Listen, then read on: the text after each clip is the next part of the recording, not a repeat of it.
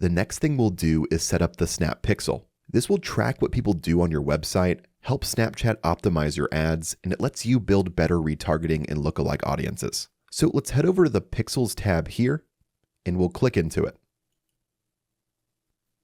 Then go ahead and click on Create Pixel. We'll first have to give our pixel a name, so I'll name mine Test, and then I'll click on Create.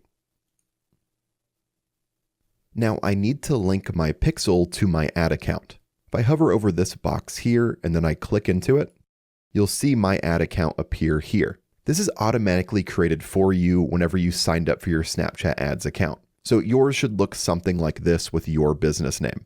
Let's go ahead and click on it to link it to our pixel. That was done successfully. So let's go to the top right here and click on Set Up Pixel.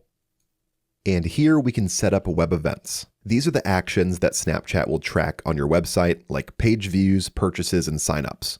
And using these two different options, we can install the Snap Pixel to your website.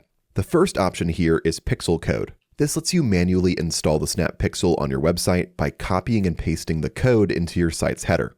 And the more common option here is Partner Integration. If I go ahead and click into this here, you'll see all of the different integration partners that are available, with the most common ones being Google Tag Manager, Shopify, and BigCommerce.